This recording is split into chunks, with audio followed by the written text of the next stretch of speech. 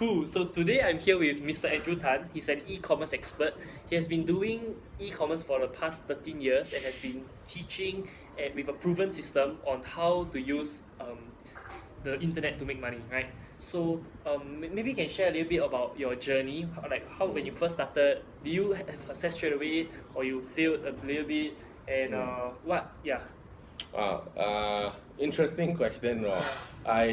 I actually failed many times, and my journey to the success, or my journey to my first $1 million, actually I paid a lot of price for the wrong things.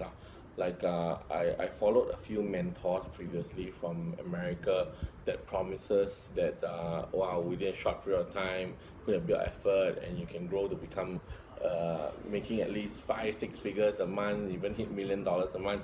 So those are times like in 2005 that I was buying into a lot of all these American speakers. And turns out quite a lot of them don't deliver on what they promise and they take your money, and then after that they teach you things that are so superficial. But see, the thing is that along the way, I always felt that the internet had its future of its own. As you know, that we already see signs in retail. Correct. Where online business is slowly affecting offline business. So we saw this a long time ago, and then when I was starting my eBay journey in 2007, that's when I first started selling on eBay. So the first platform you did was eBay. Yeah, okay. First one was eBay, and that time I wasn't making a lot of money. I was like trying out everything on my own to see whether it works or not. Making about $500 to $800 US a month, which I know wasn't enough. Profit. That was net profit. Profit, yeah. But still, that net profit wasn't enough to correct. feed like a family and all that. Of course, that time young don't have family yet lah. But see, the thing is that still young. Yeah, thank you. Yeah, and with eBay, I decided to get myself a mentor, and I paid my mentor quite a sum of money, and he's from Canada, and when I had to even travel quite far to go and learn this skill. But then one true thing that I really discovered about selling on eBay is you can make use of big data. You can make use of software to do research to really find out what can make money first. Then you spend your money to buy stocks. That's why right from the early days, I already had this concept that making money, sometimes you can make, you can lose. But if you know how to find out things where the profit is there and you will not lose money and there's demand in those things, you are almost 95% sure of making money with that product. I see. Yeah. So what are the how many products are you selling now, or how many shops do you online shops do you have now? Or I actually have quite a few businesses. Okay. And I started off selling electronics. Okay. And electronics was my main niche for about 7 years. And then as my evolution went, like I started with products where it's like OEM or no brand kind of products. They're just functional, and they may even perform as well as a branded good, but then the prices are cheaper lah. So that's why from China. All my stuff come from China. Yeah. Okay. And from those products that I started, I realized that it's a really easy way to start. You find out what actually sells well. Then after that, you go on to websites in China. You go and find out these products, is it still selling well there? And then after that, take those products at a lower price and bring it back to Singapore to sell. Okay. So basically, you see that if that market can absorb that product, Singapore should be able to absorb the product, or America should be able to absorb the same product. Exactly the same. There was a bit of trial and error, but then of course there are products where they are quite no-brainer kind, like earphones lah, Bluetooth earpiece speakers lah, or iPhone covers, iPhone But cables. If everyone else is selling the same thing, then what's your competitive edge? See, here's what I see as the evolution of e-commerce. many people, when they start the e-commerce that time, they will start off selling things that everybody are selling. But then the problem with that is competition. Yeah, correct. Competition, this you can be selling well for 1 month and suddenly somebody else come with the same product, and then there'll be a price war. That's why the way I look at e-commerce is, when you start knowing what sells well already, you should have an edge of packaging things together or bundling things together, or as what your competitors don't do. Okay. And then when you gain certain market share, and at the same time gain some database of customers, when you get your so backtrack, what I'm saying here is that when you sell online, you will always get the customer's name, contact details, all that. You should keep that as your form of a database. So while on one hand you are selling, this database is accumulating. Then when you accumulate database, even though a competitor can come in to sell the same product that you're selling, you can always have this database where you can bundle something new and go sell to the same existing customers a new product bundle. So a new product line. In a way, like a new product package. Okay. But ultimately, what I see as the way that you can make yourself different in e-commerce is you got to have your own brand. And that's why I created Singapore's first diaper brand. Called Peekapoo. And Peekapoo, and I just tell you, I'm not even a diaper expert at all. The main thing was that I did a bit of homework, and I found out that this was an industry that could be disrupted. And because this industry had a lot of traditional distribution channels where they go through sole distributor, wholesaler, and then so the whole process. It cuts away all the middlemen. So now I become the manufacturer, where I do private labeling. In other words, that means go find a supplier that they have got existing formulas or existing ingredients or existing molds. And all you do is just change that branding to your own branding. So that's a big thing. It's called private labeling. It's a huge business model altogether. And what I'm showing you here today is really the cutting edge of e-commerce. What's the future going to happen in e-commerce? And once you have your own brand, now you are the manufacturer, brand owner, making use of internet to go to the end consumer. And what does this mean? Now you can literally give consumers a better quality product, but at the same price as what your competitors are selling. And because you have that, you become a low-cost producer, you will have an economic moat. Means it is not so easy for someone else to compete with you because you can produce it cheaper, or you have the brand and all that, right? And I always say that there are 4 levels of a business, right? The first level is products, right? Products and services. So like, let's say I buy and sell a normal shoe, so maybe $5 for a pair of like China shoes, right? Then after that, there's marketing, sales, and branding, right? So like, why LV bag is worth like $2,000, $8,000 is because of marketing, sales, and branding. Then the third level of business, right, is a platform business. So you look at Uber, Alibaba, Facebook. These are all platform businesses, right? Uber doesn't own any taxis. It's the biggest taxi provider. Alibaba doesn't own any inventory. It's the biggest. Amazon doesn't. It's the biggest marketplace. So platform business is the third level of business. The fourth level of business, the highest level, right, is an ecosystem business. That's why Alibaba comes like Alipay, Grab also comes like GrabPay. They create a whole ecosystem. Uber has Uber Eats. They have a whole ecosystem that all support each other. And when you can create a business as an ecosystem business, right, then that's where you have a very strong economic moat, right? And number one, investors will invest in you. Number two, you have competitive edge. Number three, you can grow very, very fast.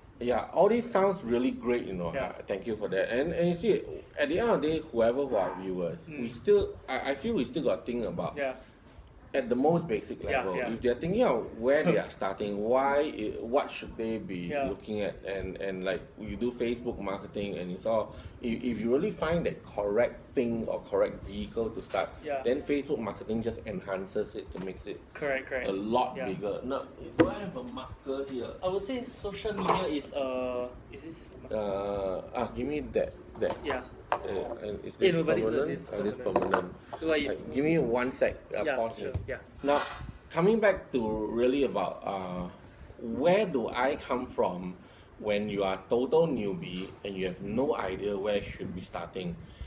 I give you a bit of a background of my journey about doing a lot of wrong things. That was actually when I started off, I did drop shipping, and later on just to uh, when I did drop shipping, that was in my thought the easiest way to make money, because I could don't hold inventory, and then I can go. I can still make money by sending just customers to buy from manufacturers. Okay, just a bit of background on what dropshipping is, right? So it's basically, okay, let's say I own the shop, right? I own the online shop. So customers buy from my online shop, but from, let's say, China, it ships directly to them. Means the China doesn't ship to me, then ships to them. It ships directly to them. So this way, you don't have to hold inventory, and you can, basically your job is in sales and marketing. Yeah. You Yeah. don't have to take care of fulfillment, you don't have to take care of product manufacturing, you don't have to take care of all these kind of things. Yeah, all these actually sounds good, but here, this is the reality of what happened when I did drop shipping. You see, there is like the manufacturer. Yeah. What's the role of the manufacturer? To manufacture the products, right? Then there is the customer. What's the role of the customer? Buy the products. Then there is you, also known as the seller. What is your role? Is to find the customer to buy the products from the manufacturer, correct? In this relationship, you find the customer, okay? The manufacturer delivers the product to the customer. But then, and one more thing, then the money is actually split between you and the manufacturer. A lot of people think, wow, this is such a wonderful model. But this is the reality of this model. Yeah. You will always be spending advertising dollars to find customers. And in fact, which is more expensive to get? I mean, you answer me since we are talking here. Okay. To spend money to find a new customer to buy from you, or to get an existing customer to buy again from you, which is more expensive? Of course, an existing customer. It costs 7 times more to get a new customer than an existing customer. Yeah, correct. So you know that it's always the new customer that's the most expensive. Correct. So in this kind of scenario, we always spend the advertising dollar to find that new customer. But when the new customer gets the products, when the manufacturer delivers the products, within the package they'll put their own contact details, their own brochures and all that. And then the repeat sales goes to who? The manufacturer. The manufacturer. Yeah. That's why I realized that I can be spending so much money driving. In the end, I earn hardly anything at all. And another logic that I found out was that if, let's say, the stock, the risk of clearing that inventory is on the hands of the manufacturer, then obviously the manufacturer would command the higher profit margin. Yes, no. So in this relationship, you'll always be getting very, very small commissions only. Correct. And it doesn't make sense for the ads that you spend on. So I made that kind of mistake. But then again, there are people who do dropshipping and make a lot of money. They do if they actually find a dropshipper that first honors the agreement that they won't put in their own stuff. And they have a good budget to spend on ads. Correct. And the key thing in that kind of relationship that actually works is the seller himself must be willing to commit to the manufacturer a very high volume every month. Okay. So that person must be really good to commit the high volume. That's why when we come for newbies, the easiest way, in my opinion, for newbies to start is this. Now, to start an internet business, you must always have a website, agree? Yeah, of course. Okay, you must have products, you must have sales copies or sales letters to be able to sell your products. Okay. And you must have traffic. Is this correct? Correct. That's an internet business. Yeah. Now then the thing is, so many businesses on the internet require all these four. And traffic, in my opinion, not everyone as a new person has got that much talent and really skills to drive traffic. Yeah. You agree with me on that? Yeah. So instead, I mean, it's easy to learn Facebook marketing, but to master it is not easy. Master is not easy at all. Yeah. That's why when I started my journey of really, I need to make money, and I need to make money fast, and I need my money to be secure and safe, then I realized that, okay, say this is the whole internet marketing world, okay? Internet marketing, right? And yet there are things like affiliate marketing, there's SEO, there are direct response, Yeah. banner ads. banner ads, YouTube social media ads. YouTube. Yeah. Okay. social media, etc. etc. Yeah, You know, right? Yeah. All these actually all can make money. Yeah. But yet the learning curve for the new person was so big, including me at that time. I was like, what the hell are all these? I never even heard of all these things. Okay. Then in the end, in the internet world, I decided to choose that little small circle called marketplace marketing. Mm. And this includes what? Like eBay, Amazon, Amazon. Q10, Lazada. Amazon, Q10, Lazada, etc. etc. You know, right? Yeah. And why I chose all these? Because all these websites have got one thing in common: traffic. Yeah. Traffic. So the four things that I said just now, Yeah. right? Website. Now you don't even need to worry about website anymore. Okay. Then products. Mm. Of course, you still need to have products. Sales, copy. Still need. Hardly anything really. It's just a Like you few need type bullet, the a few bullet description, points yeah. from the instruction manual Yeah, or the box of the item. Right. So sales copy don't even need to bother anymore. And the most big thing, traffic. Okay, you don't even need to bother about traffic anymore. Mm. That's why that time when I'll be honest with you, I'm not technically savvy at all. My Mm. computer skills are like close to hopeless and Okay. okay, I just know how to use email, Facebook, this kind of thing, very very common really. And yeah, I now realize that if I choose this little circle, Yeah. I only need to focus on finding the correct products. Mm. And that's why I made it easy. Remember I said earlier about big data. Okay, that's why when I realized that the internet has got softwares that you can use to study human buying patterns, Mm. that tells you what is in trend now, Yeah. how much does it sell, how much competitors there are, can you make a good profit margin, Mm. how sustainable is this product. Mm. Now when you can answer all these questions, suddenly making money became a lot more easier compared to the rest. Yeah. I think making money at the end of the day, right, it's a lot about arbitrage, demand and supply. How do you Yeah. find that gap, right, between demand and supply, Mm. where the supplier doesn't know how to get to the consumer, Mhm. and that's where when you come in to buy the product low and sell it high, right, that's where all the opportunities are. Whether is it real estate is buying and selling, right? Whether is it buying shares, buying and selling, whether is it buying products, buying and selling, whether you own a business, buying and selling. Mhm. Yeah, everything's about sales, everything's about buying and selling. It's Mhm. about finding the arbitrage. Mhm. Yeah, and I think he has a crystal ball niche. Software, yeah, I got big data software. Yeah, he has a big data that actually software answers that that can help what should you find sell what's the question. products. Okay, Yeah. cool. So, so there are so many platforms, right? What Yeah. would you recommend? Focus on one platform or do multiple platforms? Yeah, that's also another interesting Yeah. thought. Like many people ask, should you be selling overseas or should you be selling local? Should you be selling in Amazon? Should you be selling big platforms and all that? I come back with a question, like, would you prefer to be a small fish in the big ocean, or would you like to be a big fish in a small pond? Correct. So everyone is also asking that same question. Yeah. Then there's the answer like I want to be the ocean. You want to be the ocean? means You you be the platform itself. Yeah. but you need to first remember, before you even become an ocean, Yeah. you will first be a droplet of water. Correct. And if the person, whoever wants to conquer the internet Mm. or have a big internet business, if they don't even have the little bit of basics, Correct. then there's no foundation to build on. Right.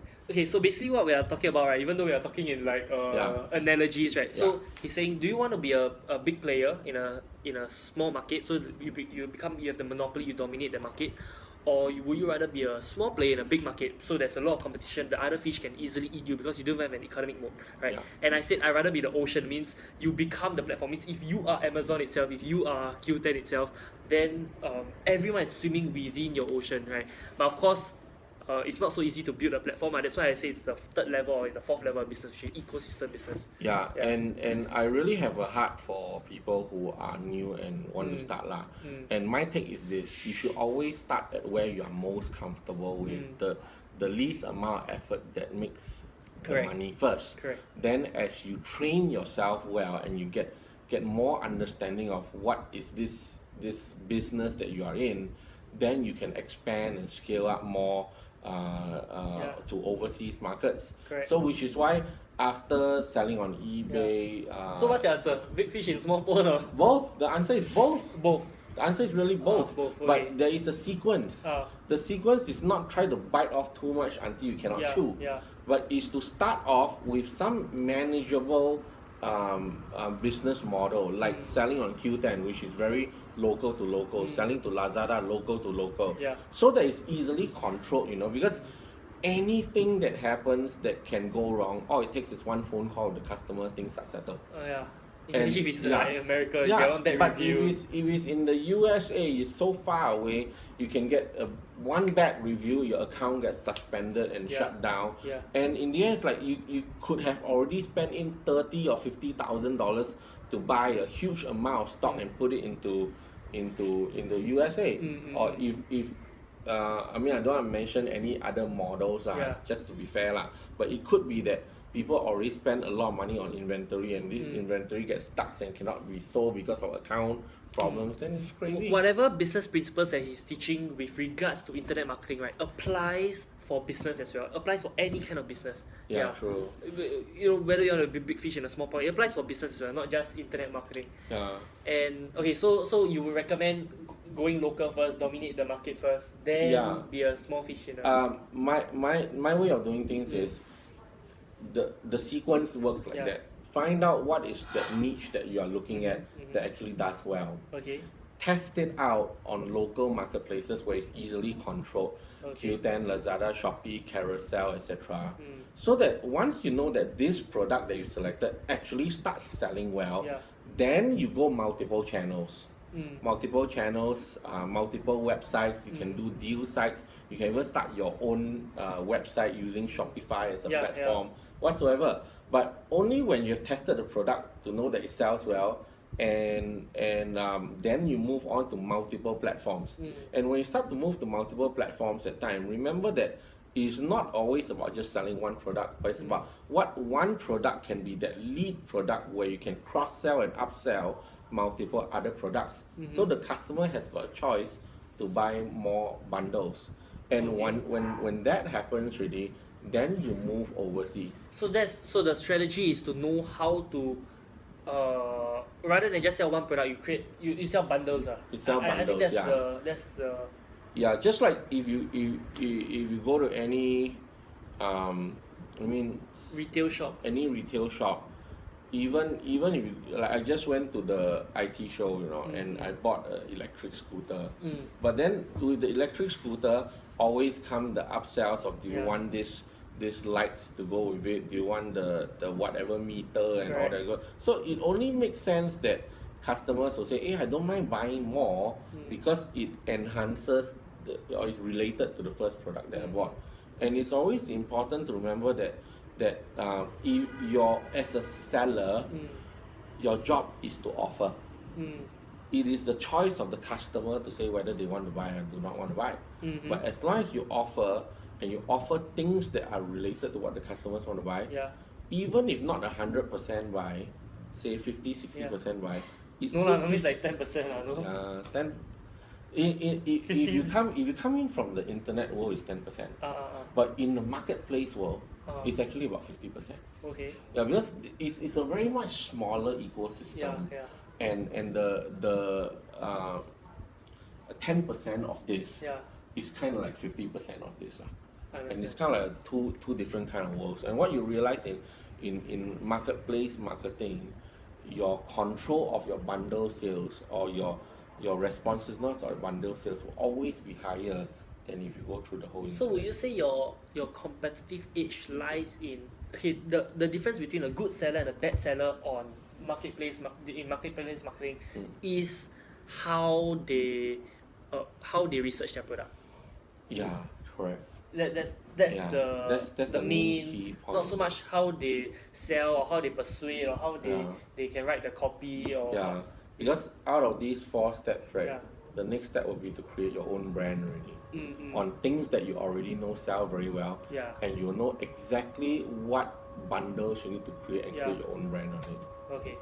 So remember the fifth step, okay. Yeah, that's why the beginning is really about selecting that correct product, and my take on this is that too many people fall in love with products that does not sell. Mm. And we hear people do business, they'll say, oh, this supplement is like so amazing, the whole world can need it, Correct. anti-aging, blah, blah. You Yeah. hear a lot of people say this kind of things like Uh. for a product.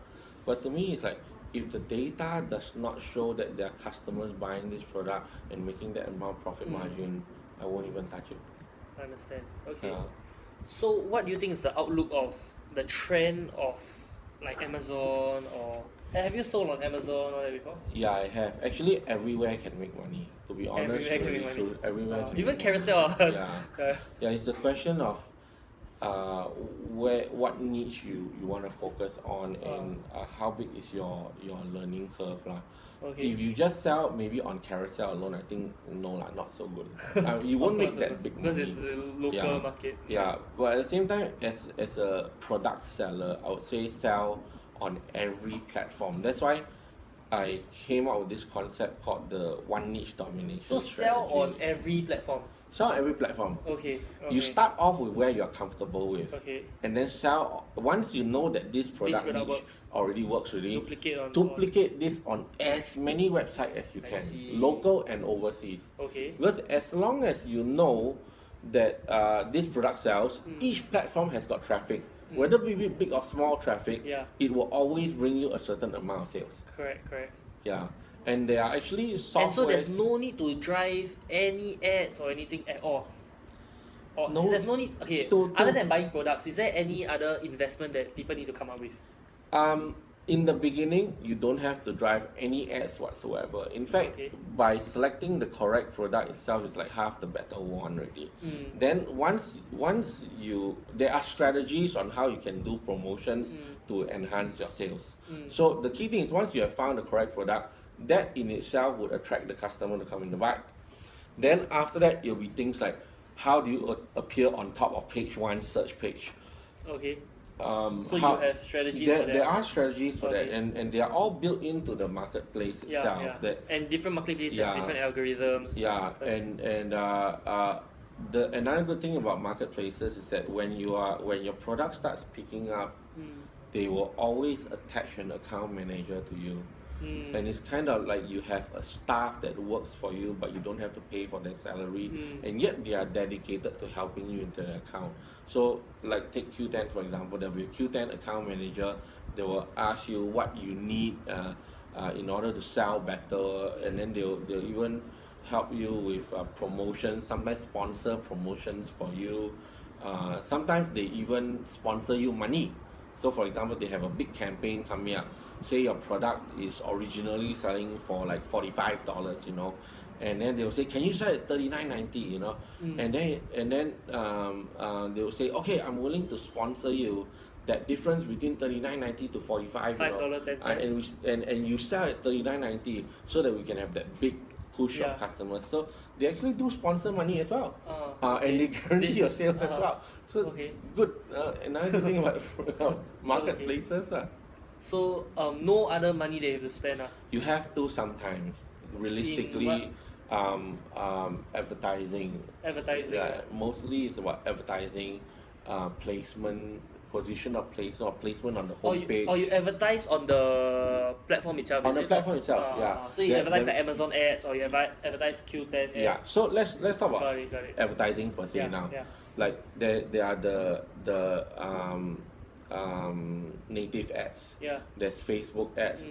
There's Google ads. All these are the ad networks that are all over the internet. Correct. But yet within marketplaces, they have their own ad network itself in their own ecosystem, where it allows you to position yourself in the high ranking pages.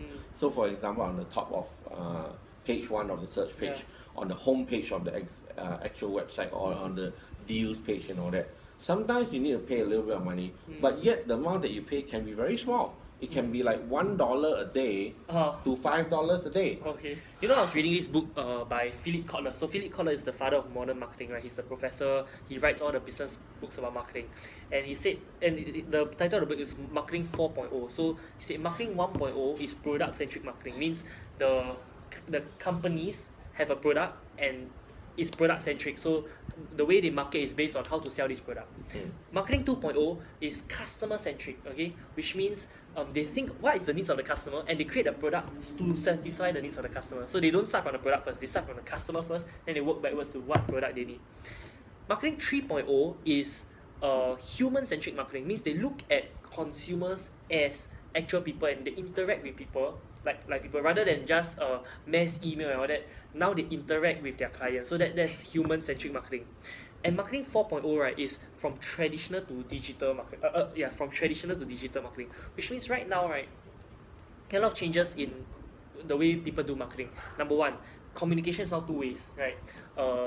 Every platform that you see, right, Uber, Grab, all that, right, all got feedback score, Amazon, all that. So nowadays, right, it's very hard to scam people or it's very hard to get away with it because if you just do one thing bad one time, the reputation just that's goes, it, and it goes viral. it goes viral. Yeah. And social media. So right now, right, because of social media, because of how interconnected the world is, right, the power goes back to the consumers where they get to share about their experience and all that. So now that we know we are living in marketing 4.0, we need to use marketing 4.0 techniques rather than being stuck in how to sell a product. We need to be thinking how can we be part of this whole ecosystem. I like to think simple and I want to quote Jeff Bezos here okay. Amazon, when I had the privilege of going to meet up with the executives of Amazon to understand how they work things out,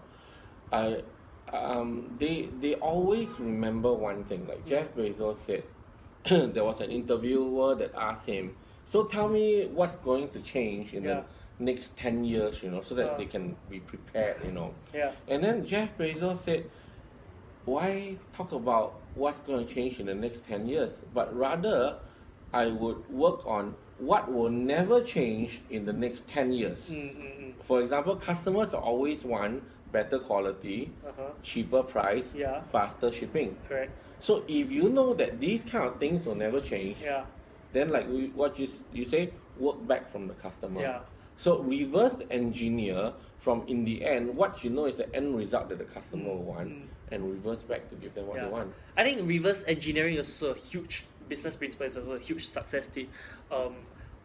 Marketing is all about reverse engineering your customer, thinking who is your target market, and then reverse engineering there, and who will want your product, and then working backwards. Okay, how do I reach that person? Do I reach them through Facebook ads? Do I reach them through a marketplace or what? The X factor, I mean, since you're on this topic, I feel that X factor is still relationships. Because it has always been from 5,000 years ago. True. And a lot of marketers forget that sometimes automation feels robotic. But if you can communicate with your customer like as though you are talking them as a friend, or you even market to them a product, you are not trying to sell them, but you are really trying to be a friend to say that, hey, these are your needs. First find out these are their needs. Then I noticed that there might be this product that could cater to your needs. And chat with them as a friend, the sales, the transaction happens. But of course, if everything is not automated, it's very hard to scale also, right? If let's say you got 1 million buyers, how are you gonna chat with each other? Hey, you need software, you need software that can customize human touch. That's not human touch anymore. If you have a software to customize human touch, that's not human touch anymore. Give you an example. You know ManyChat? Okay, ManyChat is like WhatsApp or like Facebook Messenger chat. But in a way, you can lead the customer down a like role-playing game style So customers get started or Oh something, yeah, and of then course. you can ask them a question, they go yes or no. But it's still, but they know it's automated. Like I've been for webinars, Yeah, right? yeah. I've been for webinars that are live, where you know that the person is actually talking to you and answering your question, or they actually say your name, then you know that it's definitely a live webinar. True. And I've been for webinars that there's the chat function is disabled, or that I know it's a automated webinar. I mean, Yeah. there's nothing wrong with that. It's just that Yeah. with automation means no human touch. There's no way you can automate human touch unless you have a fleet of employees. Then you are automating human touch in a way. In a way, Yeah. yes, you got a point there. Yeah. At the same time, the main point I'm saying here is, while you have automation, the communication style within be the automation two-way. needs to feel like it's a friend talking to a friend. Correct. Then that way, automation, human touch kind of just integrates. Yes. It's a fine line. You can say that that's no longer human or whatever. But then, what the customers remember is always what they feel about you. And if they can feel like you are a friend to them, the transaction happens much easier. Understand. Yeah. Cool. So right now, which is your strongest platform that gives you the most? My strongest platform Ah. right now, it is still Q10 and Lazada. Q10 and Q10 Lazada. Lazada locally. Okay. On the side, I use Shopify for my own brand. Okay. Yeah, okay. and how I integrate the two is I make But use. but since you don't believe, okay. Listen to this one. Yeah. Okay. Explain. This one is what This is one, interesting. this is a very important point. Every website is always concerned about traffic and leads. Yes or no? Yes. And to spend a lot of money to get traffic and leads, you still have to put your traffic and leads down through a conversion path before they buy something. Yes or no? Correct. So when I use marketplace marketing, why I say Q10 and Lazada is still the number one for me. Yeah. Is because Q10 and Lazada already has got ready traffic for me to use products to lead the customers in. Yes, correct. But once I've got them in ready, I've got ways to get them converted to become my leads to buy on my Shopify website. Oh, okay. So basically what he's doing is taking the leads from the marketplace, bringing it into his own ecosystem where he has his own products. And because if let's say like why I would never channel Facebook ads leads to an Amazon page, right, is because Amazon will like tell them, hey, do you want this other product, which is my competitor's product instead, right? So what he does is he sells on Amazon and he takes the leads from Amazon back into his own. Got it. Yeah, and then once those leads come back and they become part of your database, milk that relationship with them. Yeah. And of course, my niche is is a baby's niche. Yeah. So that's your main business now. Peekapoo. Peekapoo. That's It's called my main Peekapoo because Peekapoo. Peekapoo. It's peekapoo.com basically. Yeah. And when I've got all these database of people coming in that are focused on buying baby products, I can give them educational tools. I can give them tips. Yes. I can give them so many. And you build a things, whole community. Correct. The next part about marketing is community marketing, because the best way to create customer loyalty, right? Yeah. Yes, you can have a good product and all that, but the best way to create customer loyalty, right, is that you must create your business like a religion. You must create your business like a family. When people feel like they are at home in the community, where like let's say you create a SG Mums Facebook group, so everyone else is an SG Mum. They feel that they're part of the community. They contribute. I bought this pampers for my son. It's good. Yeah. And within every community, there will always be influencers. Yeah. There will be always that informal leader. And somehow or rather, when within your own database, or even if you use forums and all, once you identify that person, make that person a special friend. Make that person somebody that you give something extra. Correct. Just to say, help me do a shout. Understand. And that one person suddenly brings you a whole lot more customers. Understand. Cool. Then you can put them through the system again and get the database, and then they become your database. And So have you done continue social process. media influencers marketing before? Yes, I have, and not directly, but I do have a team that takes care of social media marketing. No, influencers means Influencers as well. Yeah, they it's like make last time I use used of to sell Instagram actually. cosmetics, so I will engage them, right? to do a post for me. So some of them got like 30,000 followers, right? Yeah, correct. And then one post they post can get like 4,000 likes, which Yeah. if I spend money on Facebook ads, I might not get as much. I have used quite a few before. Uh, And but I'm that kind of guy who try not to spend that much yeah, money yeah, lah. of course. So I will always make use of products exchange Yeah. for their marketing shouts. I see. Yeah. Okay, cool. So if there's one last tip that you want to share with them on like how to get started or how to just open a store or how to find a product or there's one last person who's just getting started. This may sound out of context to what we are talking about, internet marketing and all that, but it's definitely got a lot to do with success. And we can talk about all the vehicles and all the techniques and whatever that we are doing. Correct. At the end of the day, what makes a person successful or not, in my opinion, is this one word: grit. Grit. Grit is more than perseverance. You know, it's like when it's a sense of knowing that once you continue doing what you're doing, focusing on giving the value that you're giving, the money will come along the way. And that grit is such a survival instinct within every human being that I feel if each individual can have some form of hunger, some that will develop some form of grit, they will become successful. And I also always believe that every successful person has some form of responsibility or burden that they have to fulfill.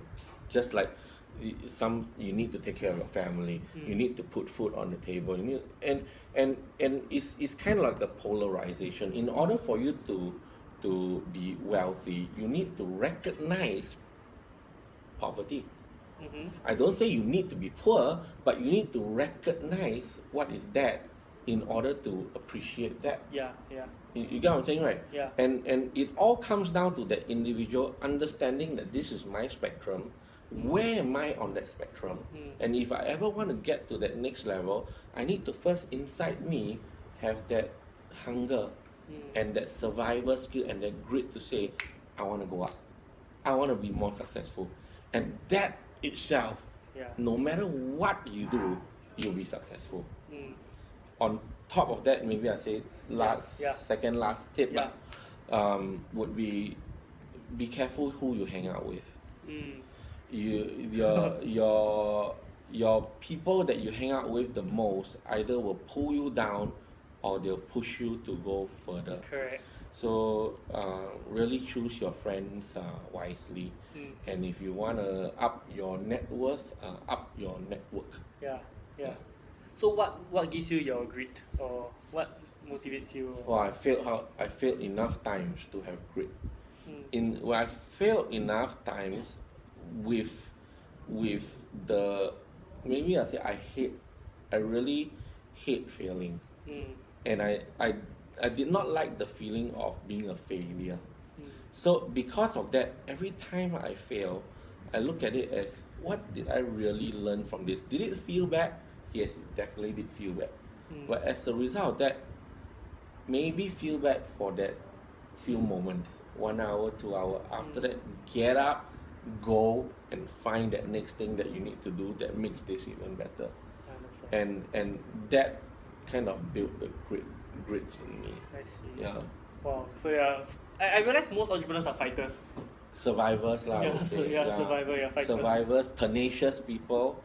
I think that's super important. Yeah. Like people, like no one has any idea how many appointments I meet.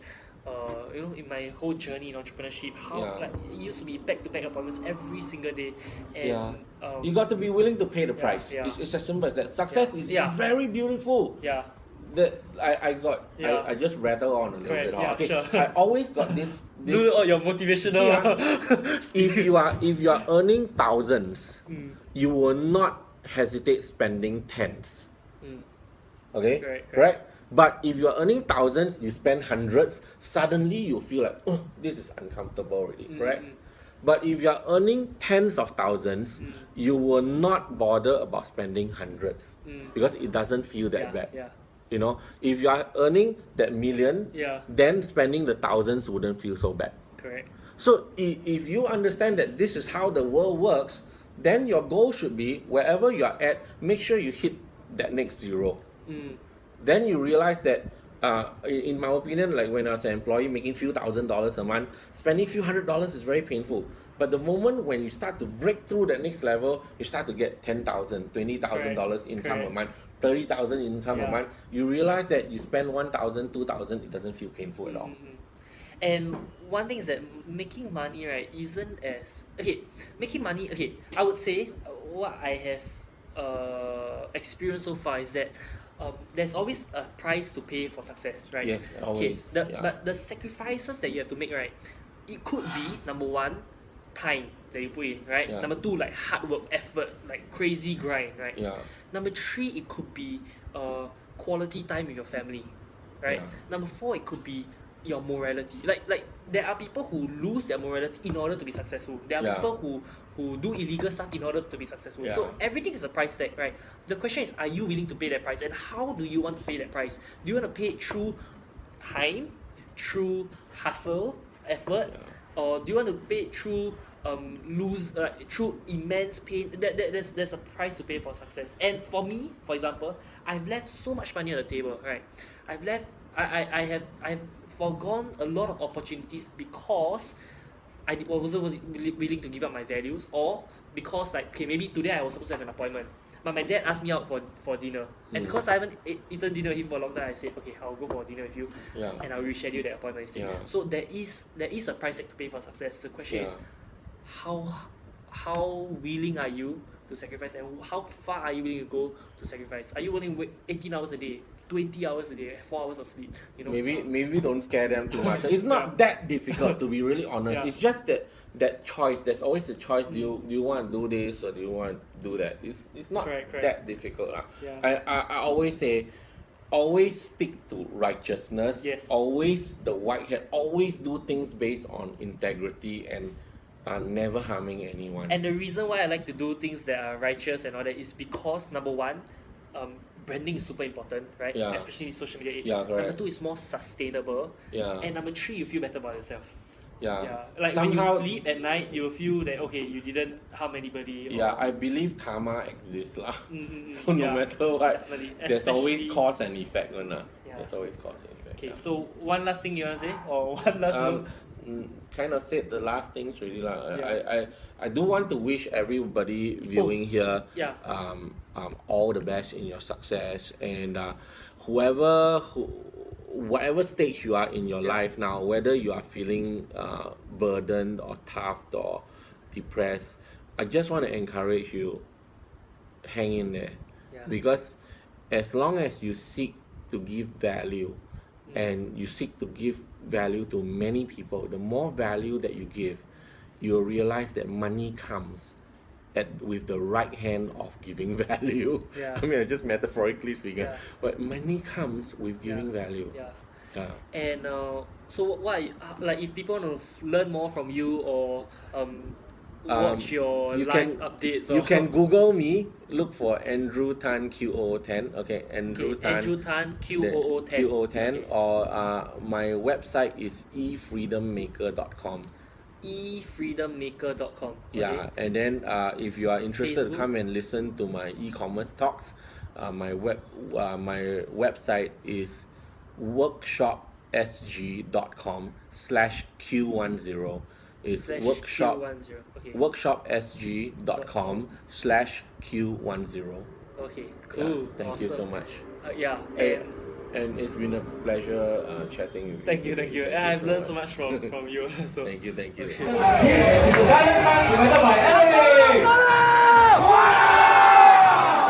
number 141-3174. 141-3174.